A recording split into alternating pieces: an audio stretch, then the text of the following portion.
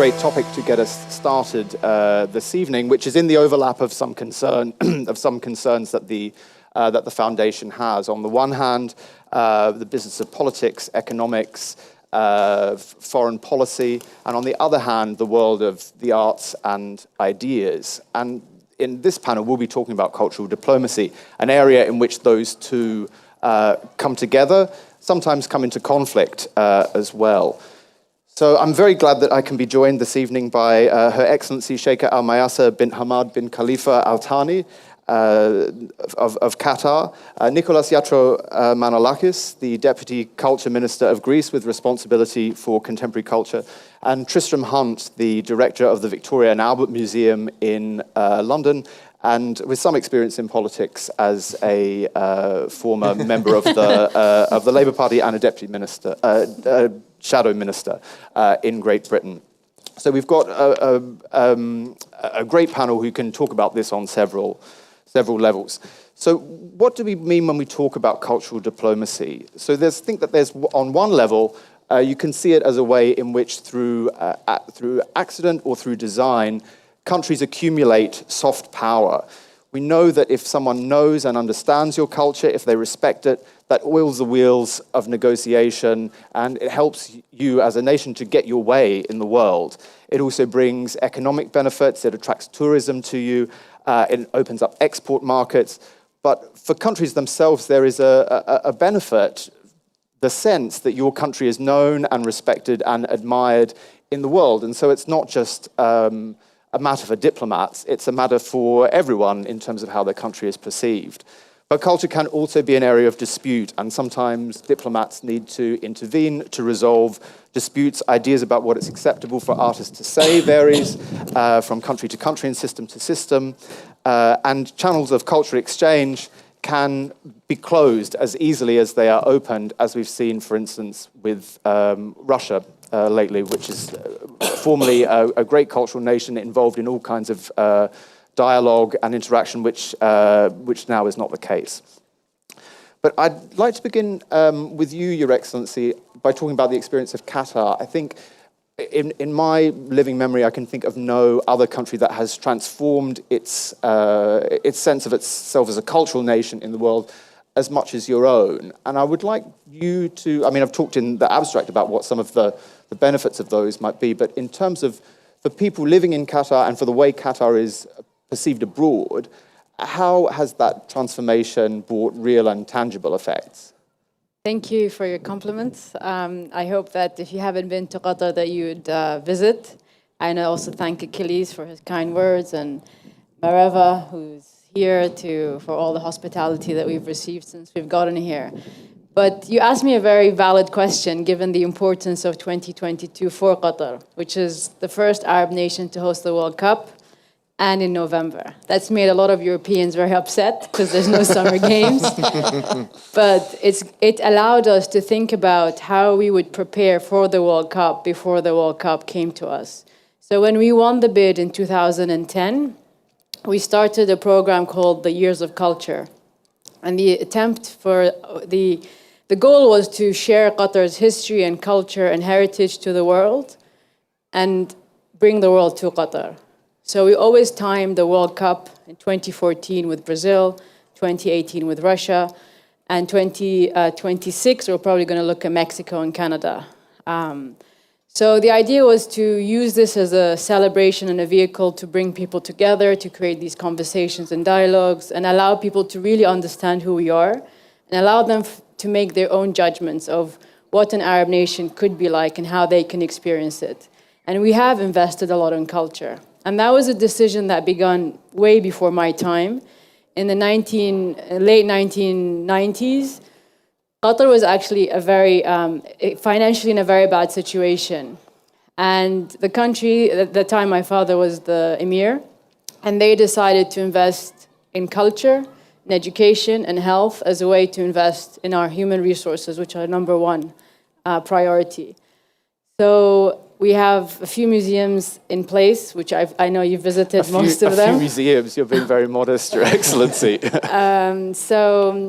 Yeah, I think that's definitely been a strategy of ours, and we'll continue to do so, to empower people to express themselves and have a voice for themselves, to tell their own stories to the rest of the world.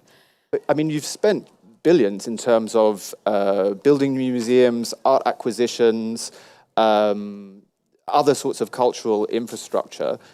What kind of return does Qatar get for that spending? Well, I can give you some examples. We have some living examples here. I have a few people from the museums. Reem Al-Thani, she's our director of exhibitions. She's exhibited major exhibitions with international curators and museum directors. I have Aisha Suwaidi, who's an artist herself. She's a designer. She's participated in the London Design Biennale. She just opened the Liwan Design Residencies. Yesterday, we launched the poster for the World Cup. It's designed by a Qatari, Buthain Al-Miftah. And she also just inaugurated a tapestry in France with I can't remember the name of the textile. It was one of the most important ones in France. So the results speak for themselves. We have fashion designers, we have filmmakers. At the recent Cannes Film Festival, we won 3 awards supported by the Doha Film Institute. The National Museum was an organic museum built in-house by local people, whether they're Qatari or residents. We depended on ourselves. It was much, much harder. But I think the outcome speaks for themselves. And everybody who's come through to Qatar has experienced an authentic experience. It's done based on demand. You know, when we opened our fire station, which is a conversion of an old fire station into an artisan residency, we realized there's a lot of demand for fashion and design. So then we opened our new incubator, M7, where we've had our Dior exhibition last year, and we're opening a Valentino exhibition end of this year. Next year, we have an exhibition on design by Vitra, as well as an exhibition on jewelry from around the world. But that came from a demand basis. There was a lot of applications to the fire station for fashion, for design and technology. So we created M7. And then we created Liwan. And our next priority will be the vocational school for the arts, because we know that the creative economy, according to the UN, will contribute about 2.25 billion. And it will create 30 million jobs for 15 to 29-year-olds. I'm a strong believer that skills today is going to be more important than a university degree for the future of our children. And if you find a passionate, skilled person willing to take on a career in the creative industry, we'll be here to support them. Nicholas, I wonder if I could bring you in, because you're the Deputy Minister with responsibility for contemporary culture, and there seems to be a real drive from Greece at the moment to establish a position in the world where Greece is known as a place that excels in contemporary culture. We all know the Greece of antiquity, and in terms of building an image of yourself abroad, you don't need to do that work. That's been done before. But in terms of changing the way that people think about Greece, that's something that, if you want that to happen, that requires effort from the Greek government. You're obviously doing it with a lot fewer resources than are available to Qatar, which is a fantastically rich country from gas and from other sources. We weren't always rich. Stop giving misconceptions. We became rich. But I think it would be fair to say that that Greece isn't in the same position. And so in terms of accumulating the kind of cultural capital and soft power, how is your approach different from that of the Qataris? Thank you for this question. It's actually very interesting. But first of all, I would like to also welcome everyone to Athens and here in Greece on behalf of the Ministry of Culture and the Greek government. Actually, the idea here was not just to do this to accumulate soft power. So I would take it one step back, and I would take it to your initial comments. And it's also about how you empower Greek people, Greek citizens today, how you foster creativity across the population, how you actually care about the cultural professionals of today. So it's not just about, adding something to the cultural mix so that if visitors come, they have more options. This actually is important, and we are making steps. And by the way, you're all invited today to the opening of 5 different shows of the Museum of Contemporary Art, just 2 blocks down from here. But it's not an end in itself. So actually, I was listening to Your Excellency, and it's interesting, different paths, same stories. So what is important to us is actually, again, skill building, broadening the definition of culture. So right now we also incorporate things like crafts and the creative industries in this mix, which was kind of like one of an orphan until now, at least in Greece. Trying to figure out how digitization will change the landscape. Of course, all of that, excuse me, will add value, will increase the clout, if you want, of Greece. Greece is a country that has been capitalizing on its culture for years in terms of, if you compare the size with the actual, strength of the country. But this is not enough. Oh, this is not. Some water. Can I? This is yours. Sorry. Whilst you take a drink there, Tristan, maybe if I could bring you in, because we've heard from two representatives from government, but you run an institution, the Victoria and Albert Museum. Now, you don't take direction from government about what to do, but it's obviously an instrument of soft power for Britain in the world. It's involved in shaping a particular view of it. How do you, is this something you think about as a director in terms of how you change perceptions of your country through what you do? Yes, and I think that's actually a strength. There are moments in the lifetimes of nations when the actions of their governments do not necessarily make them popular around the world. And at those stages, having cultural institutions which are not regarded as agents of government is very, very important. And so having independent trustees, having independent directors, having independent voice connected to those cultural institutions in a way which I would say is quite unique to Britain and probably America, is not the case in France or Germany, and recently in Poland we've seen a director lose their job. So having that autonomy in the long run, which is also around our universities, the BBC, the broadcaster, our artistic community, is really powerful. So that I think, as we also seen in other governments at other periods, that the trajectory of a democratically elected government and their public policy doesn't necessarily always impact the soft power of a nation, because actually those cultural institutions have enough identity and rhythm and autonomy within them to kind of keep an image of a nation separate and distinct. And I think that's an important part of our settlement in the UK.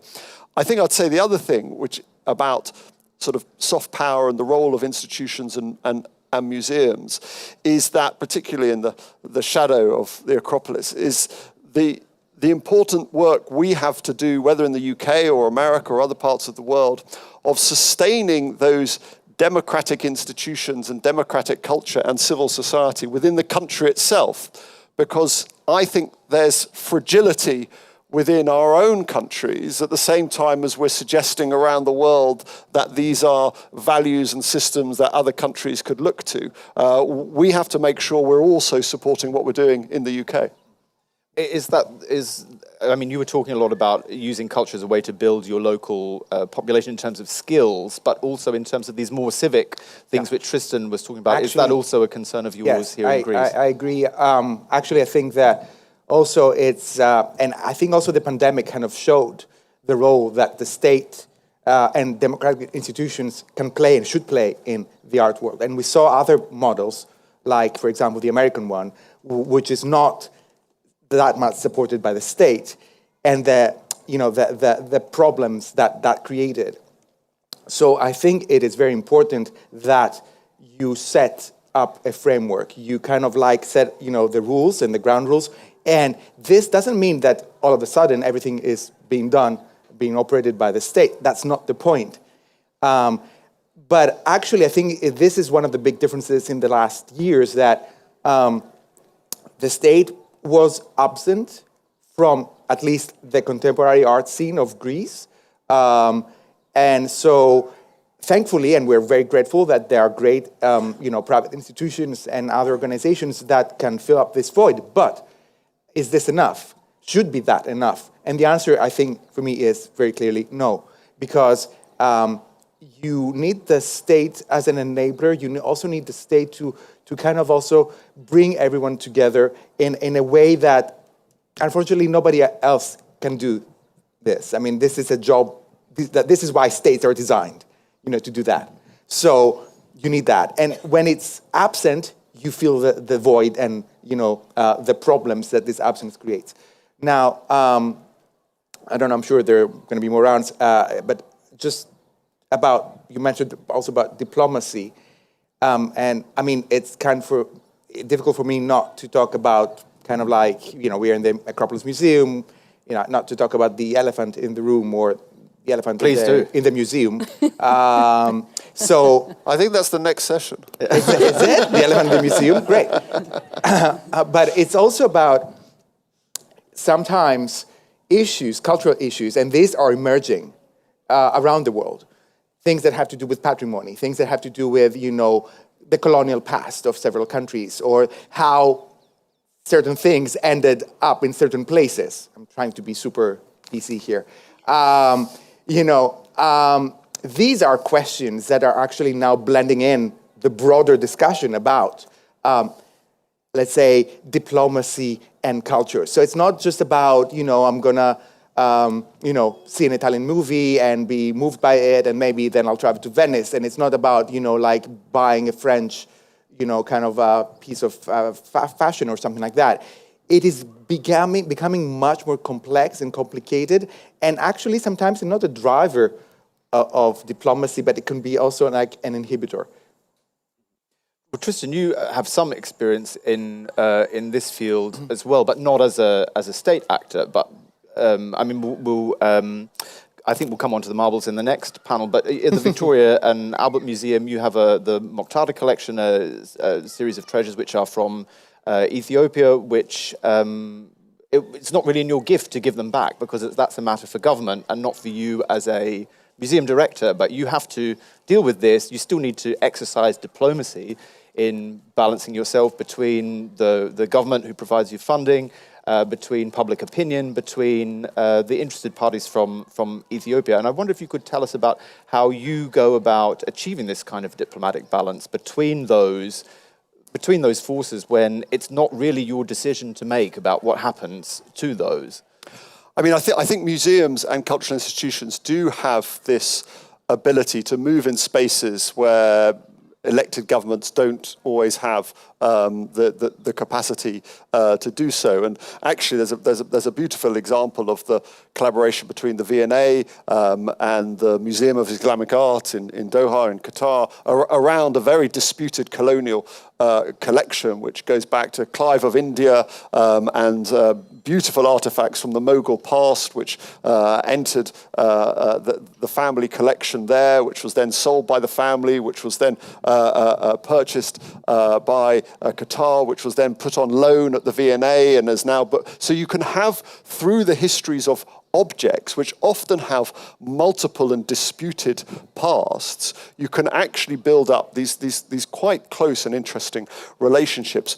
Within that, in a sense, you want to mobilize governments at the right point. And where you have an engaged and active and considered embassy, it makes all the difference. And where you have governments that believe, as the Greek government and the Qatari government believe in the power and importance of culture, then you've got an opening. And so in a sense, what you want to do, I think, as a museum director is fly beneath the radar as much as possible and build up those partnerships and relationships. Because in the long run, particularly for a country like the UK, with a complicated past, which is under a great deal of scrutiny at the moment, being open and receptive around the history of collections seems to me a really important part of the kind of relationships we want to build in the future. And do you think that it can also be a way, in terms of that kind of honesty or other senses in which a museum puts itself out into the world, do you think that can also be a way sometimes that Britain can excuse foreign policy mistakes, or can at least the kind of damage that would be done to another actor who didn't have the same reputation in the world can be lessened by... by those? I don't think we're that sophisticated. In contrast to the French, I mean, the French are ruthless about this in a very brilliant way, and they utilize hard power and soft power, the sale of jets and the building of museums at the same time in a way which is absolutely remarkable. And actually, when we look at other, European nations and their strategic ability to use that, and so that works very well whilst it's working very well. But when it goes wrong, and were the reputation, for example, of France to fall in public affection, then suddenly those institutions and museums which are so closely affiliated to the state become problematic. Hopefully, and I think really here of the BBC or something like that, which is both British, but also I hope regarded as separate and distinct from the state. And that's important. Your Excellency, in terms of when you spoke about the benefits that your sort of program of museum building, cultural development in Qatar brought, you spoke very much in terms of domestic terms and what it means for your people and for their future. But at the beginning of the program and actually throughout, do you think about how that's shifting the way that the rest of the world thinks about Qatar, or is that just a sort of secondary effect? For us, the priority has always been domestic. There are other examples in the region that chose a different approach, but there's always going to be a domino effect. If you invest in your people and in projects in your own country, there will be a curiosity for people to want to learn about what you've done or how you've done it. We get a lot of countries now that come to us and ask us to consult them on how they should build their museums, because mainly with the successes of the... Sorry. It's okay. You need more water. I think he might need more water. Islamic Art Museum, and then especially with the National Museum. I think the innovation, we peaked in innovation with the National Museum. The combination of objects, video, with Jean Nouvel's interiors, that took us 10 years to figure out. And we were deeply criticized. We were delayed, opening, but we wanted to make sure that all the voices, Tristram was talking about how they're independent from government, but that's today. The Victoria and Albert are the names of the king and queen of England, so they created this museum to begin with, as they did with the collections. So yes, our government leads the vision. We have the national vision of which we are all aligned. But the local communities, whether they're Qataris or residents, are very much involved. For the National Museum, as an example, we held multiple workshops across all the subjects. Whether we agreed or disagreed, whether historically it was accurate or not, that was something we would evaluate later, consulting with professors from universities, with experts that are, whether in Qatar or not. And that was a process that we took. And the National Museum opening coincided with the launch of our Fashion Trust Arabia Awards. So we had a huge gathering of people in all disciplines, from fashion, art, design, architecture. And I know a lot of people who didn't accept the invitation later called and said, we want to come, we're missing out. So we'll come next time. This is an annual gathering, we have it every year. And we will continue to grow and develop organically. We're under no pressure of, competition. We don't look at what other people are doing in terms of, they're going to do something bigger or larger or whatever. We know our 25-year plan. We've achieved 17 years of that. And we recently announced our 2 future projects, which are the Art Mail and the Lusail Museum. Very distinctly different, but this will be our global outreach museum, if you like. If I look back to the 18 years that passed, I would probably categorize the first part as focusing on heritage and identity, because we looked at the Islamic Art Museum. We're a Muslim nation. We wanted to celebrate the whole of the Islamic world and make sure young generations know about the glories of different cities and empires within the Islamic world. We're opening an exhibition on Baghdad. We have some loans from the Benaki Museum in Greece. And that will open in October of this year. It will talk about 500 years of the Abbasid Empire. Then we have the National Museum and we have Mathaf. That confirmed our identity and heritage. We're Muslim, Arab, and Qatari. And now we open the Sports Museum, which is a sports and Olympic museum. We're in Athens, so it's when we did an exhibition in 2013, we had 800 loans from Greek museums. So we have now a reputation of trust museums from all around the world are willing to let us loan our objects. And we've also acquired collections where we're willing to lend museums from all around the world. And is that, I mean, we've said it's primarily for a domestic audience, but is that bringing tourists into the kingdom as well, and the benefits of that in terms of cultural dialogue and economic benefits? For sure. Like, I can give you a different example of a project that I had no involvement in, which is the restoration of our old souk Waqif, which is called souk Waqif because the water used to come right in, and people used to stand, and merchants would sell their products. Waqif in Arabic means standing. And when we just renovated that, we got 2 million visitors. Because, people want authentic experiences. They don't want to go and see the same thing in different places. People are done with that. They want to experience new things. They want to experience nature, traditions. We've invested a lot in food and innovating our own cuisine to the ways that you can make them presentable to the world. We've had successful entrepreneurs opening their own restaurants. We're also working on a children's museum. I started that when I had no children, so I'm hoping to open it before my children are no longer children. It's been 15 years in the making, but we'll open the first part in the fall of this year, just before the World Cup. So we're really excited about that. Nicholas, tourism is obviously incredibly important for the Greek economy. It's probably one of its most important industries. And we talked a bit about changing perceptions of what Greek culture is, but surely a lot of people come for the columns and for the ruins, and not so much perhaps for a kind of edgy, contemporary art. How do you propose to change that idea abroad about what Greece is? I think that once people are here, they are able to discover more than they thought that they would meet. In terms of bringing new people, new people. First of all, we know that cultural tourism is a very important part of tourism globally. It's more than a third of that. It's cultural tourism, and also we've seen how different places around the world have actually invested in culture. Be it things like festivals that are being repeated, so they're being institutionalized, or like big destinations. And through culture, they actually attracted more and more people. So, for example, the Cannes Festival is a great example of that. Cannes, in itself, wasn't that attractive. No offense, but so the film kind of festival is what actually made it what it is.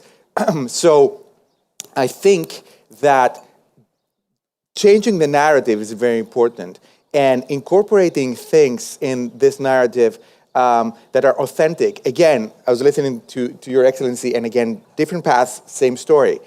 I've been listening for a long time. Athens is the new Berlin. Hopefully nobody will say this during this conference or after that. So Athens is Athens, Berlin is Berlin. They're both wonderful cities. So sticking to who you are, not trying to paint a different picture, not trying to, hide the little, like satellite dish in the back and the little solar panels there, and trying to make a fake picture of what Athens is or what Greece is, and actually, say that this is Athens and it has this and it has the other, and, you can walk through it and you can explore it and you can listen to the noise and the sounds and the melodies, and you can smell the beautiful spices and the food that is being, cooked. But also you can, you can also, walk around and just explore that. And this word of mouth, studies, by the way, indicate that word of mouth is the most important tool that you can use to bring more people in. So, what do you need for that? One is this authentic experience, and the other one is better and improved services. So that is the other thing we're investing in, because, someone can come once, but if this experience is not a positive one, then these people are not going to come again. And you want repetitive visitors, because these are the visitors that actually appreciate the place, they understand the place, they come to love the place. And this is actually the kind of relationships you want to build through tourism. Ladies and gentlemen, in about 10 minutes, you'll have the opportunity to ask some questions of your own. So do start thinking if you'd like to ask anything of the panelists. But we've been talking a lot about a lot of positive effects of cultural diplomacy. But there's also it's a two-way street, and cultural diplomacy can also be used as a means of punishment for a pariah state, or it can be used as a way to apply pressure on a state to achieve particular political ends. And I'm thinking of the most recent time that we've seen this happen in terms of Russia. Since it's invaded the Ukraine, its artists are not welcome in international forums. Future collaborations between institutions like museums have been cancelled. People have been disinvited from collaboratory bodies, etc. So Russia, which is a great and proud culture and a great exporter of its culture, is suddenly totally outside of the club, with the hope of achieving a political end in Ukraine. But that does also mean that we are all deprived of the great treasures of Russian culture that we don't get to see in museums or in cinemas or through its participation in film festivals. Etc. So it is a complicated, it's a complicated matter. But Tristan, I mean, do you think that the decision is the right one? That we say for the moment, we won't accept, we wouldn't accept a show made up of Russian loans, or we wouldn't have the Bolshoi to dance at the Royal Opera House, so long as it's active in Ukraine? I think it's so difficult because we've wrestled with this question in some international fora that I belong to, where Russian colleagues were removed from the forum. And there was a debate about, are they invited as individual cultural leaders? Are they invited there as representatives of their museums?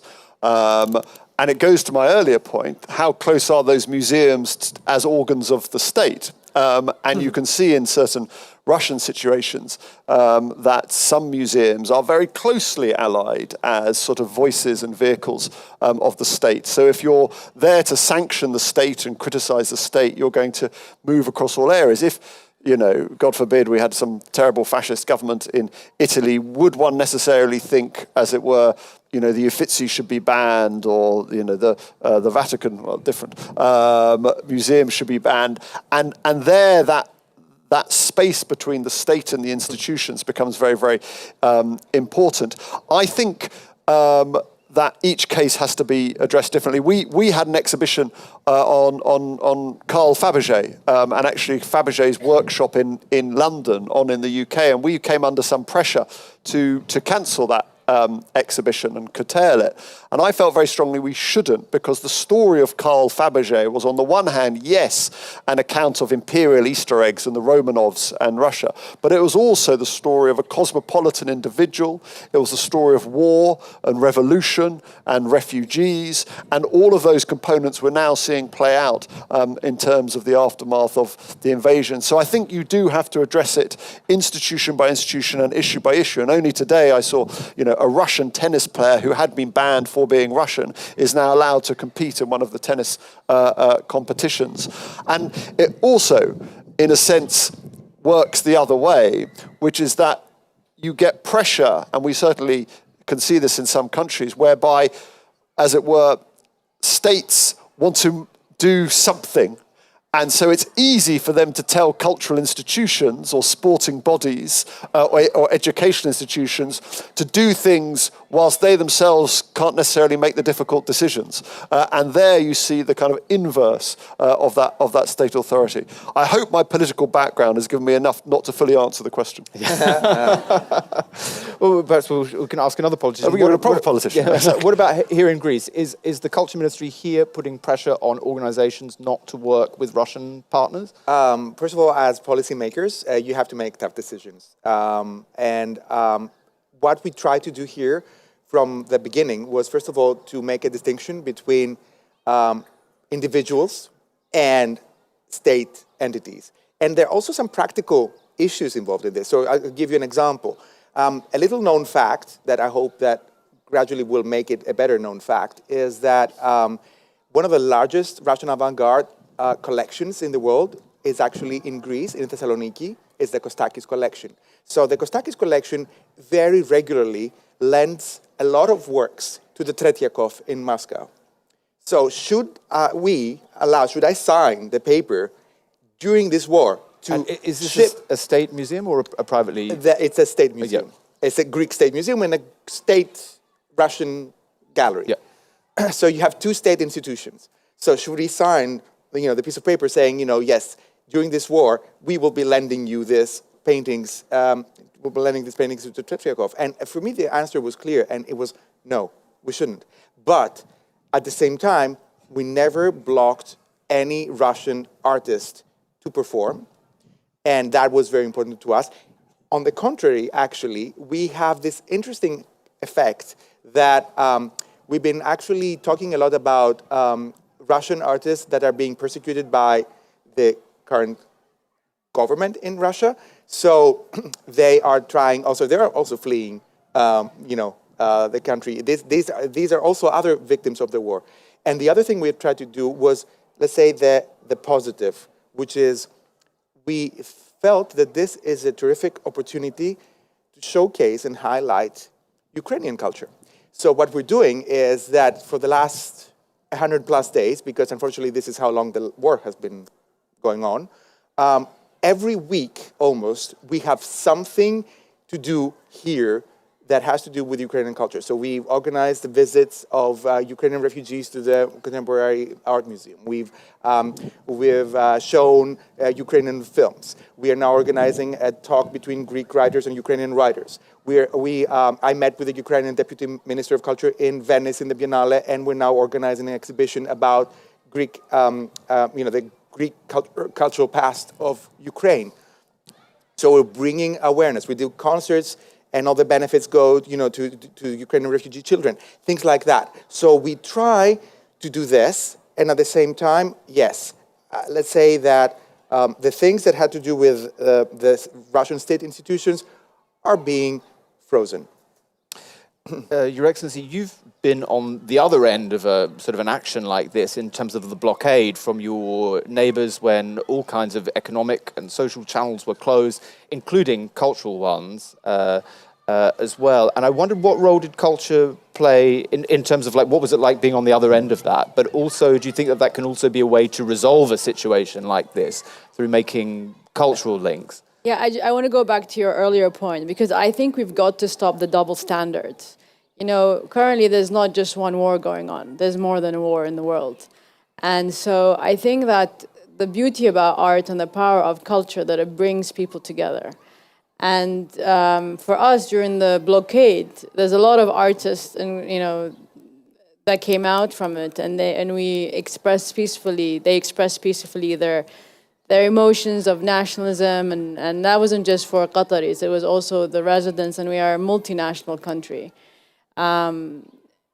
So I think the culture, that's, if you just look in the room, you see people from different backgrounds, different incomes, different nationalities, and art is that platform that allows people to come in from all backgrounds and engage in a conversation. We never closed our doors on anyone. We're always open. We're always open to discuss with different artists from different countries, different beliefs, and we're always using our neutral platforms in our museums, because every museum we have has a temporary space in addition to other spaces that we have. And we try to celebrate the diversity of cultures. I mentioned the Year of Culture as a legacy for us for the World Cup. This year we're celebrating Mayassa, which is Middle East, North Africa, Southeast Asia. And we are celebrating so many different countries with music, dance, food, exhibitions. I mentioned the exhibition about Baghdad. We have an exhibition on Palestine with the Palestinian Museum. We have an exhibition on nomadic culture, because we're very proud of where we came from. And that will be at the National Museum, and that looks at North Africa, Southeast Asia, and the Gulf. We also have an exhibition on Al Jazeera, 25 years, because it covered so much news. It was, we made the BBC, reopened the BBC Arabic, because as soon as the BBC Arabic closed, we launched Al Jazeera Arabic, and now BBC Arabic is back online. So there's so much for us to celebrate in diversity.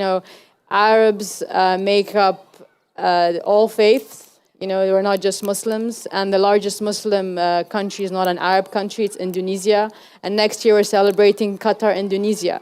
So we're excited with our variety of programs. But in terms of achieving that rapprochement after the blockade, what role did culture play in that? Or was that simply a matter of old school diplomacy in terms of trade balances and, another? So we as a government, we never... as our government, we didn't stop any artists from blockading countries to participate in any of our awards, whether the Doha Film Institute with the grants that we give to filmmakers or the Fashion Trust Arabia with our fashion grants. And we did get applicants, actually. Some chose not to be fearful and came. Others were fearful and did not come. But that didn't come from us. You know, we were always open for dialogue. And in our collections, we represent all Gulf nations. In our, whether it's the Islamic Art Museum, the National Museum, or the Mathaf Arab Museum of Modern Art. So I think you're asking the wrong person because we're so open to people in terms of our nation. Like, I think Qatar is really a meeting point.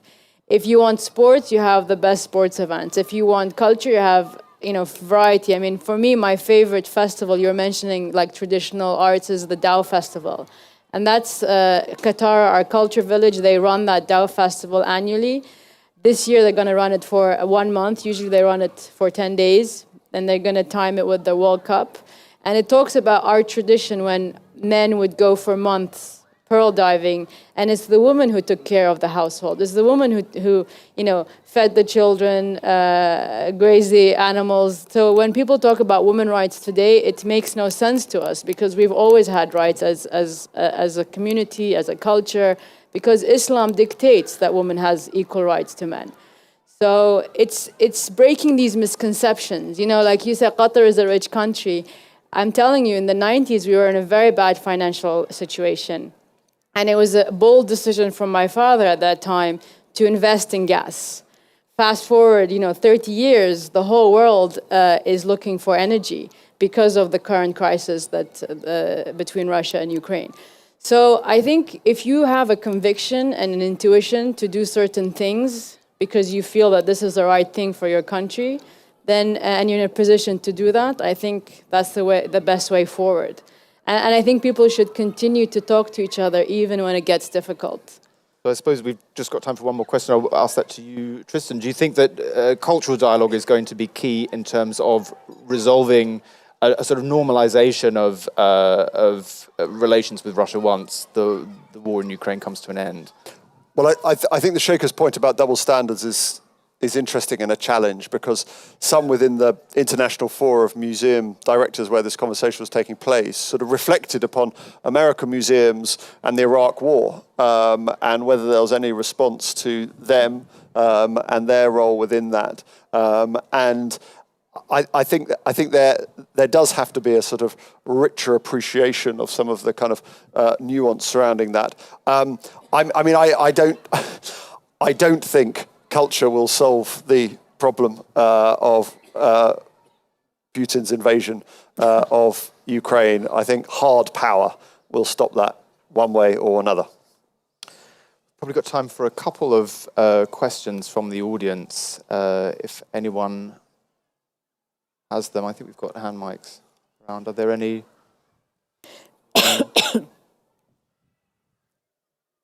This gentleman here at the front. Hello, good evening. Your Excellency, Masa al-Khir. Good evening. Kalispera, Mr. Minister. I have a question for Tristan, if I may.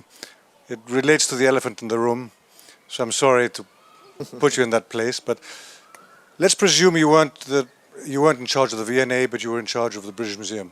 Or, if I may put it a different way, if you were hired as a consultant to give advice on what's the best way to get the Elgin marbles back home where they belong, how would you propose to achieve that? I know the complications between the Board of Trustees of the British Museum and that they're not really under the auspices of the British government.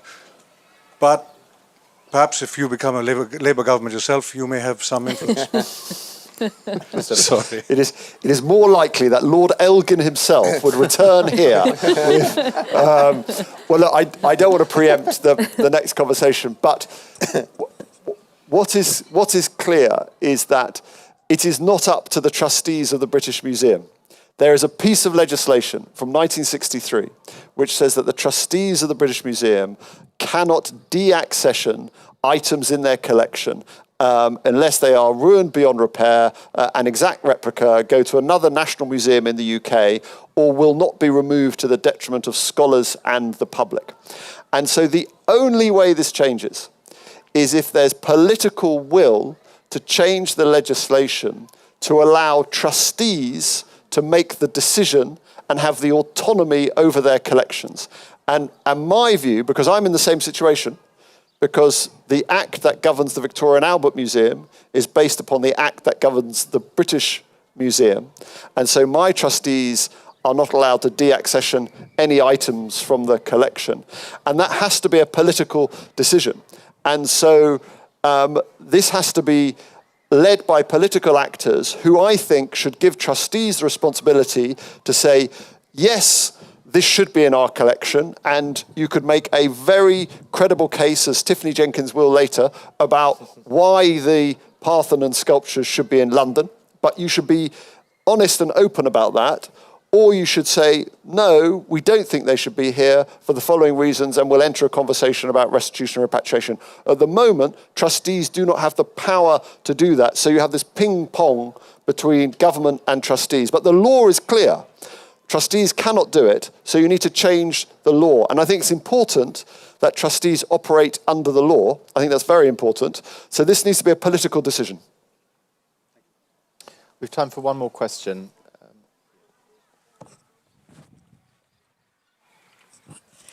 Hi, so we run the Pripiktea Photography Prize that is on sustainability. And a lot of times when we tour the exhibition, we go to a lot of countries around the world, and some of them have quite strict censorship laws. I won't point any out. If you look at our past exhibitions, you might guess which ones I'm talking about. And we oftentimes refuse to take out artists because it's 12 series per exhibition. And we refuse to take out the artists from the exhibition because we think that the story that the 12 are telling together will not tell the full story if the 12 are not there. So what would you do in the place of us if this, I guess this is for all of you, if you were touring this exhibition and you were asked to maybe remove one artist or remove one image from the exhibition? Your Excellency, would you like to take She was looking at me. that so question? I feel this is a question for you. She was just too polite to put me on the spot. Well, you know, censorship, is that the word you used? That's a matter of perception. You know, what you think is censorship, I don't think is censorship. And we're very clear with the artist and curator when we choose our exhibition. You can do this, but you can't do that. Matt, last year we had a Koons exhibition. The first question he asked me is, why didn't you show the works that, you know, why did you censor some of the works? We didn't censor the works. We worked in collaboration with Maximiliano, the curator, who I believe has also curated this show, and Jeff, who's an old friend. And he said, listen, what we're interested in is to empower people with your works of art and let them know about different techniques and technologies you've used to accomplish these things. We're not interested to, you know, to get people to, you know, to create a negative impact or reaction, because that's not what art should be doing, in my opinion. We like to bring people together, we like to inform them and educate them.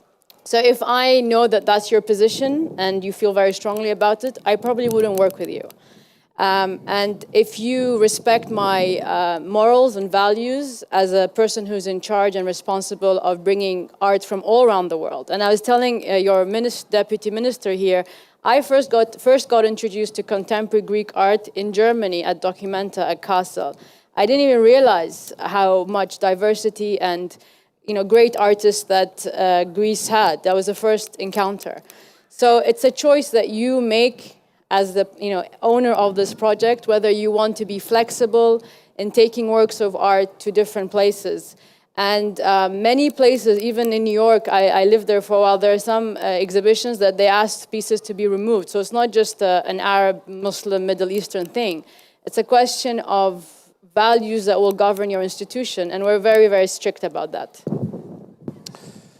Thank you. We're almost exactly on time. So there will be a 5-minute break now while we reset things, and then in the next panel we're going to come to the straight for the elephant. To the elephant in the room. Thank you to all the panelists. Thank you.